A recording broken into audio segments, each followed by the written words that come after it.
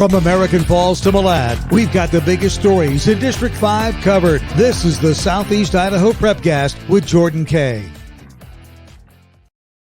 Welcome into another edition of the Southeast Idaho Prepcast here on IdahoSports.com. Brandon Piney with the guy you just heard about in the intro, Jordan Kay. Jordan, what's up? Not much, just hanging in there. How about you? Yeah, about the same. How was the opening weekend for you? You were busy. It was awesome. I know it was weird. There was 3 games in the entire state of Idaho being played for week 0, and all 3 of them were in our district. So that was kind of interesting. We weren't able to make it out to Montana Tech to go watch Preston. That was the only team that actually won, but got to go to Minico on Friday night, watch Century open their season. And then Saturday, it was actually the first time I'd ever seen a football game at Holt, and Highland almost pulled it out against Rocky Mountain. But that was pretty awesome, fun weekend. Yeah. Okay. So I guess you probably came on with the Idaho State Journal. And friendly reminder, Jordan Kay is a great sports writer / editor / sports staff at this point for the one-man band at the Idaho State Journal, daily newspaper in Pocatello. So you probably came on board when COVID was happening and the arena was totally closed up last year. Yeah. No, someone brought me in there one time, so I just saw it. I was like, oh, it's okay. And then you go in, and I was like, this place is so hot. Like, this is miserable. You go up to the press box, and I was like sweating. I had like a jacket on because it was raining outside. I was like, this isn't going to work. So I took it off, and there was fans, thank goodness, in the press box. Like, I was just trying to turn everyone on and, try and stay alive. But I was like, yeah, it's kind of cool. I mean, it's a cool atmosphere. You got the turf and everything, and, all the fans are on the same side. But I don't know, there was something like, I kind of like the outdoors feel. Maybe it's just the weather, and it feels just more like it's that school's like special thing, and not just, like the traveling circus is coming through Holt Arena. I don't know. Which one do you like better, the Holt games or the others? I kind of liked the outdoor games last year, to be honest. It felt a little more natural, where in Holt Arena, sure, for an Idaho State game, you're going to fill most of those seats, and it's going to get really loud, which is a good atmosphere. You'll find out pretty quick. At an ISU game, it's totally different. At the high school games, there just isn't as many fans that come as like a college game. And so it does become kind of cold sometimes and sterile almost. It doesn't feel like, but in the playoffs, wait till the playoffs happen and there's games in there. And that's what I know, like I had heard from like ADs or something where they're like, Holt should be something that you play yourself into. It's not like a regular season thing. It's, if you earn it, then in the playoffs, you get to play there. And that I think that's a good idea. Like, make it feel special, because it is a cool environment for high school kids to go play in this big arena, where their college team, host games every Saturday night, and like make them earn the spot to get in there. I think that'd be really cool. Yeah, it's a great idea. So that they did just announce that Holt Arena is going to be undergoing some pretty big renovations, and maybe we can find out who's on the committee and tell them to move the press box a little closer. Well, just put some AC in it. It was actually perfect. It was very nice, but I was just like, maybe a little AC. Yeah, you gotta climb up. I don't even know how many sets of stairs it is to get up there. That part was nice. I felt like I lost like 10 pounds, just constantly walking up the stairs, hot in there. I was like, this is great. I don't need to go to the gym. Right. Yeah. I'm a bigger guy. So I always joke that, like, man, if I pass out and die here at the top of the press box, at least I'm only a couple of steps away from heaven. I mean, I can't be too much further away. Oh, Jesus. I guess that's pretty true. Yeah. So Holt Arena aside, so that was the big game on Saturday night. Rocky Mountain against Highland, a rematch of the quarterfinals from a year ago. Rocky escapes with the 12-7 win. What did you see, Jordan? I thought Rocky Mountain should have won that game by about 45 points.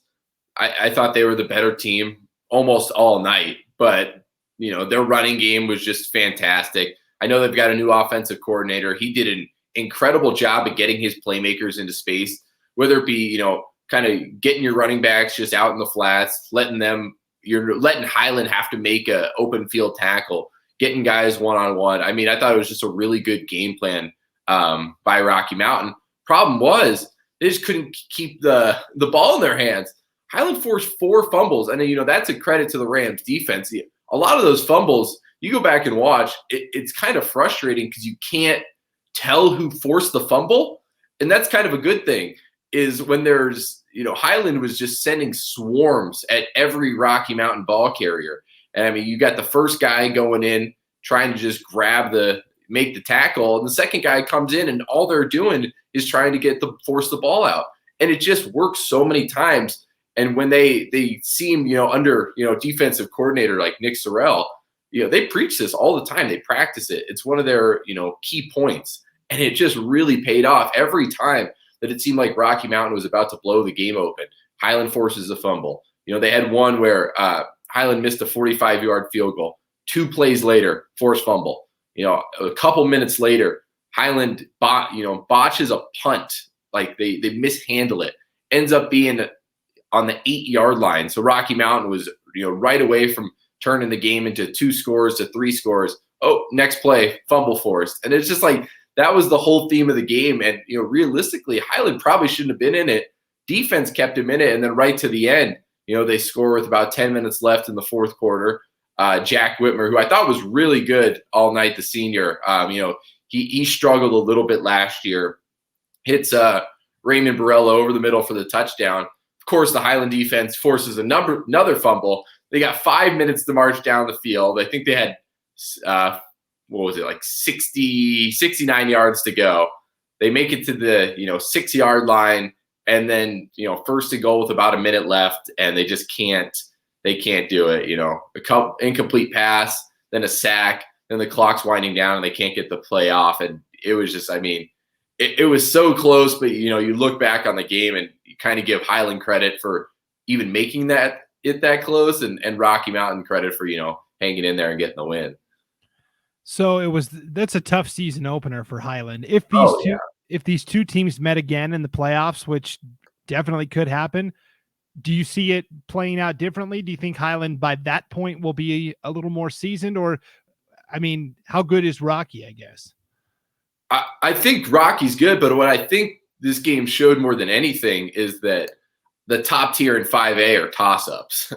Like I think you could almost go the top 5 and be like, it's really just going to come down to one little play, one team executing at the right time in crunch time.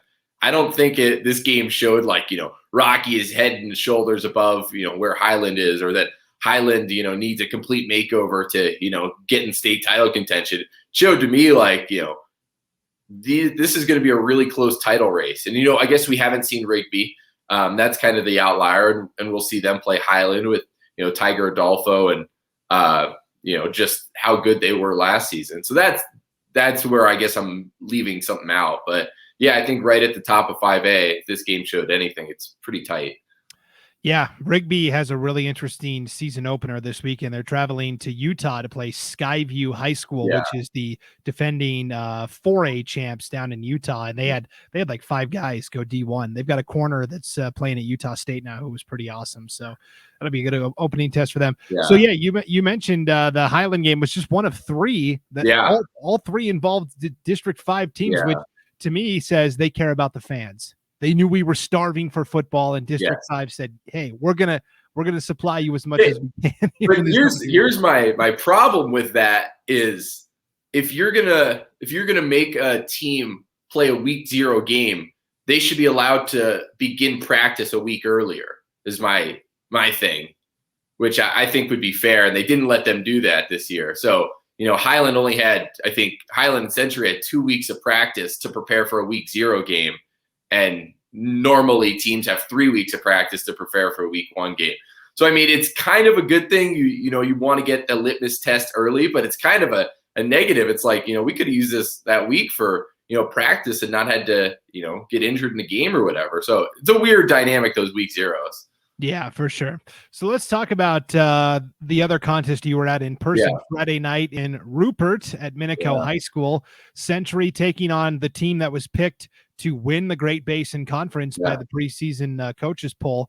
I thought Century played really well. It ended up being 20-14 Minico with the win. Yeah, no, I had never seen Minico play before. And the wing T they run is just really, I mean, it's just so hard to go against because a lot of these teams running wing T in high school football are 2A, 3A schools that don't really have the athletes to compete. But like Minico has big athletes. They have running backs that are just going to plow over you. And so, you run the ball 55 times in a game with guys like that. And, Century just didn't have the depth, but I thought they looked really good. Their numbers have been a concern, ever since the boundaries. And I think it really showed up as when you've got all these guys having to play, 2 ways, headed chief among them, Bruin Fleischman, you got like Nash Harding at defensive end, guys like that. It's, when you're going against a team who's running 55 times with these big athletes, by the fourth quarter, you're just going to be beat. And that's what happened to Century. I thought they hung in there the entire game. Senior quarterback McKean Romriel, he was pretty solid. I think, last year we didn't see a ton of, what he could do just because he had so many athletes around him. It was kind of tough to gauge, like, how much is this McKean? How much is this the guys around him? But man, in the pocket, he just stayed poised. He made a couple just impressive throws, especially at 3rd and 4th down. He understood that, Bruin Fleischman was his safety blanket. And, when things kind of got awry, he always looked for Bruin, found him. And, yeah, I think Century was pretty dang close to pulling it out. The one thing is just, I think they were a little rusty in terms of, like, their offensive line play. Both teams there were like 10 botched quarterback center exchanges. I mean, it was just messy right from the jump. And I think that's, kind of a product of those week 0 games and not a ton of practice. It was just sloppy early. Yeah, and so it'll be interesting to see if Century can compete with Pocatello and Preston in District 5 this year, or maybe District 4 is just not good, right? If that is your best team, and Century in the preseason poll was picked 3rd, and it was a 1-score game, maybe the Great Basin Conference isn't that good. That's a good point. Yeah, no, it probably does go one of two ways. Either Century's a lot better than we thought, or District 4 is not as good as we thought. Yeah, so that'll be interesting to track as the season goes along. So Preston, another conference rival of Century, was also in action. They went up to Butte, Montana. You ever been to Butte, Jordan? No, I have not. Oh, you're missing out. It's an old mining town. Really? Kind of old rustic, real blue collar. And it's awesome. So I've seen pictures of the football field and it looks pretty sweet, like with the mountains as the backdrop. Yeah. So Montana Tech, that's an NAIA school in Butte, Montana. That's the site of this neutral site game between Lakeland and Preston. Yeah. And Preston was kind of like Rocky Mountain, right? They probably should have won by even more, but they turned the ball over so many times, but they did escape with the 7-6 win. Yeah. I didn't see the game. Don't know a ton about it, but yeah, it's, I think Preston last year, you look at like some of their games and they were close with Pocatello, but then just got blown out by Century. And so it's kind of one of those things where it'll be interesting to see how they fit in this conference. Everyone's saying that it's either going to be, Pokey or Pokey's going to be 1 and Century 3, and kind of just thinks Preston's automatically slotted in that number 2 spot. And I don't know if that's necessarily the case. I think it could go either way. I just reading about it, I think Brecker Knapp had a really good game. He's a returning quarterback. That's pretty big. But, they lost a lot of guys, and it seems like they're doing better at returning, replacing them. You had Cole Harris, who is an all-area wide receiver. Like Tate Rawlings, just big guys that, you need to replace. And it seems like early on, like Preston at least has, the answers to how they're going to, fill those holes. Yeah, they've got Brecker Knapp at quarterback, who's awesome. Charles Iverson, starting running back, is back, and then they've got Emery Thorson. He's the son of head coach Eric Thorson, and he can kind of play all over. He can play receiver, he can play running back, he can even play quarterback. So they're kind of lining him up all over, and I think Preston's got potential, and it's a good way to start their season with a 7-6 victory over Lakeland. Let's look ahead to this week's slate of games. So everybody in action now. A lot of our teams are traveling, but what stands out to you on the schedule this week? I think the first thing is, just how the Idaho teams are going to fare in the Rocky Mountain Rumble. You've got Marsh Valley playing Beaver on Friday. Beaver is, the 2A state champion from Utah. Then Saturday, you've got Pocatello playing Ogden, a good team, and Highland playing Alta. I think that's going to be the interesting test, especially because these Utah teams have been in action for weeks. Most of them have played 2 or 3 games. They've been practicing since like July. So realistically, they're a step ahead of every Idaho team.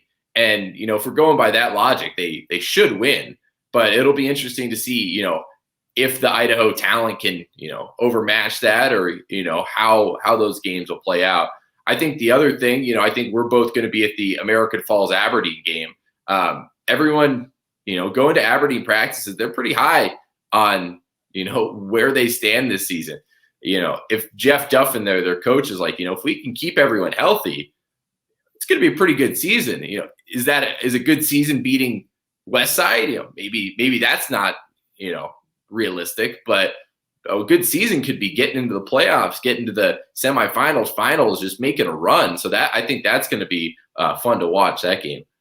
I'll tell you with Westside, they run the wing tee, right? And so those wing tee teams seem to be in tighter games sometimes. That's maybe the style of offense. Now it can be big blowouts, but generally speaking, it's closer, tighter games. So I think Aberdeen's got potential. They were picked second in the preseason coaches poll, and I'm really excited to go do that one. We're going to be there broadcasting for IdahoSports.com, 7:00 Friday night as American Falls takes on Aberdeen. And even though American Falls is the 3A school and Aberdeen is the 2A, I think we both agree that Aberdeen is probably the favorite in that matchup. Yeah, because, American Falls, they think they have a really big line for guys to run behind, and they do. Problem is they lose like just 2 unreal athletes. Tayson the Bruin played all over the field, just a shifty, wide receiver and safety. And then Andrew Atkins, who is like an all-area linebacker / running back, just a big, powerful force that's going to be, almost impossible to replace.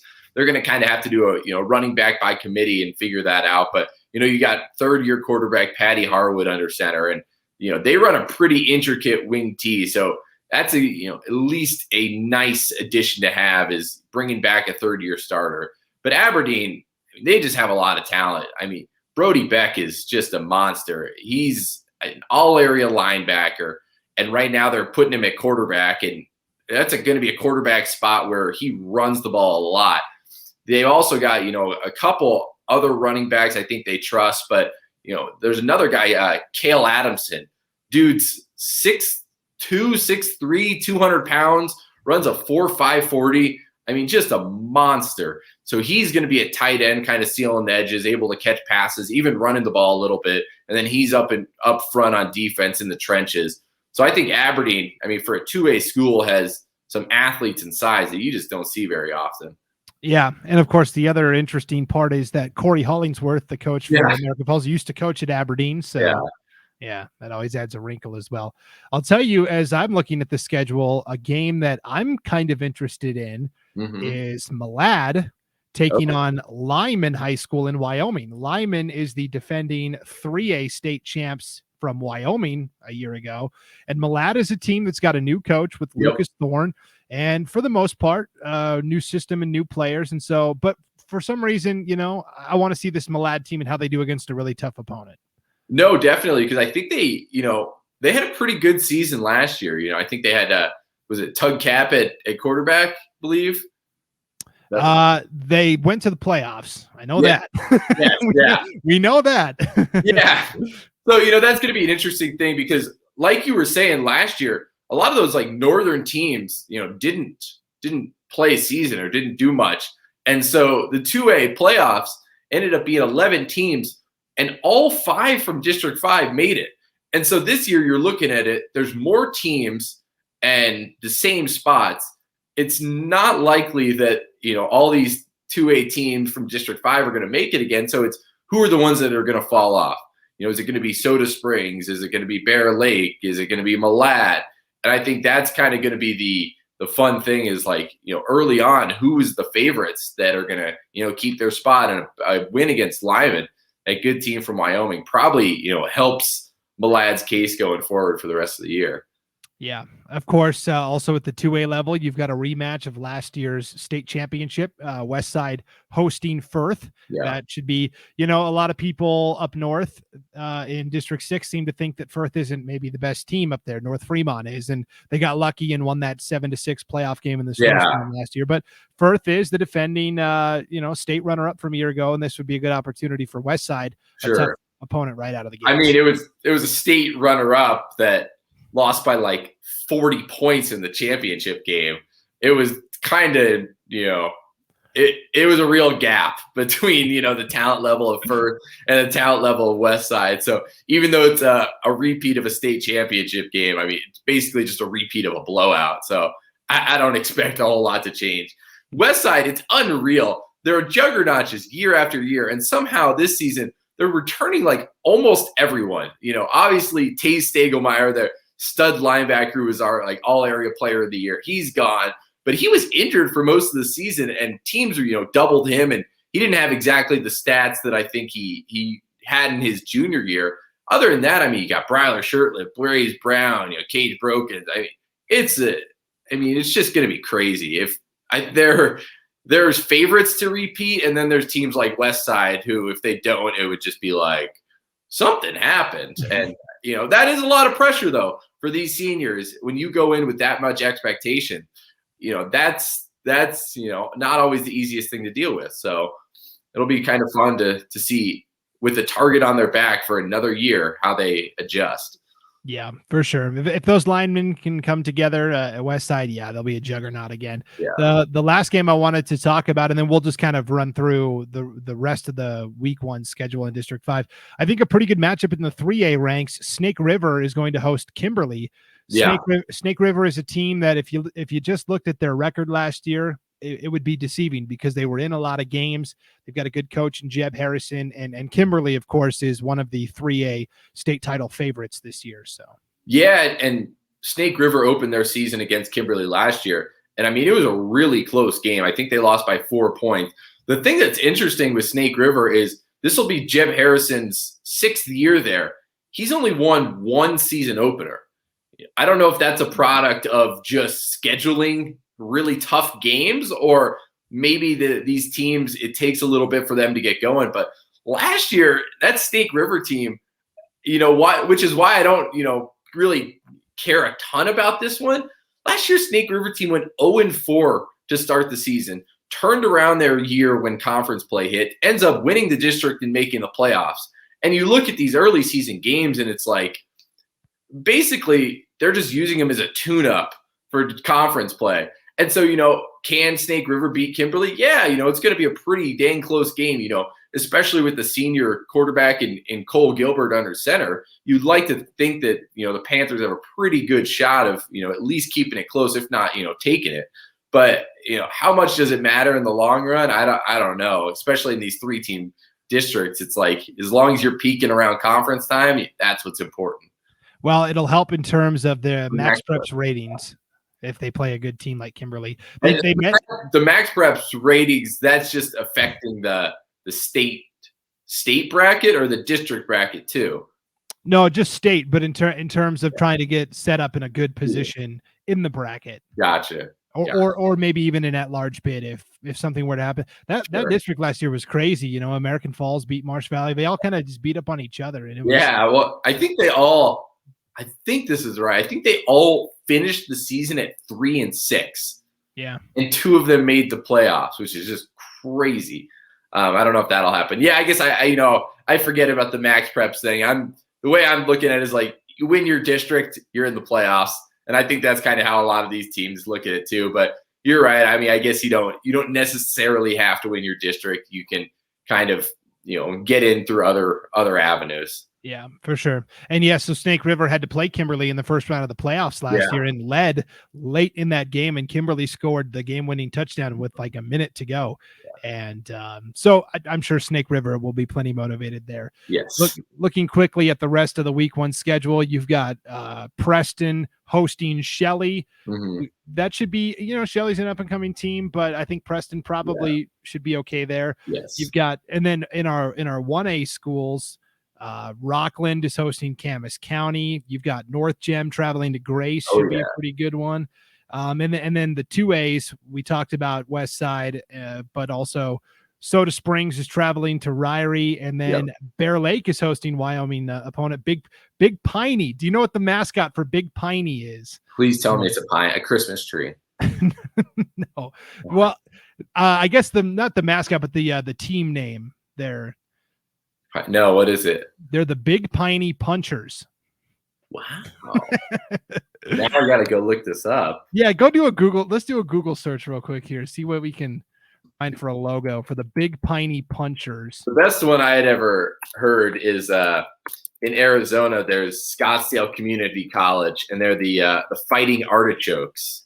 That one's pretty good. Oh my gosh, it looks just like a cowboy.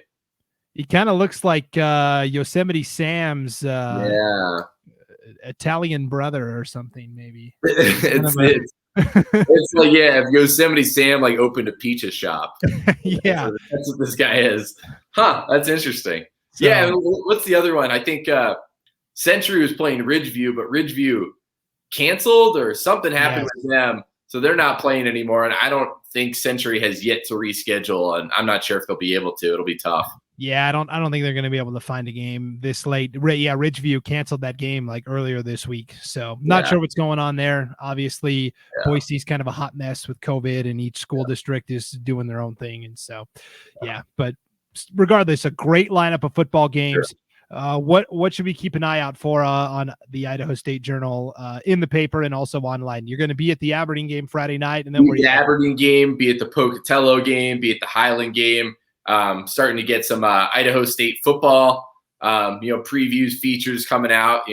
And then on Friday is our big high school football preview section. So with every paper purchase, there'll be a little tab inside that has previews from all of our local teams, or most of them at least, 20 pages long, and some of them you can find online. Others are in the tab. So go pick that up on Friday, and then look for everything over the weekend from all these high school games. Awesome. Yeah, it's the best time of year, right? Heck yeah, I'm excited. All right. Well, I guess I'll see you in Aberdeen Friday night. Yeah, I'll see you back here next week as well. Awesome. For Jordan Kay, I'm Brandon Baney. Thanks for tuning into the Southeast Idaho Prepcast from IdahoSports.com.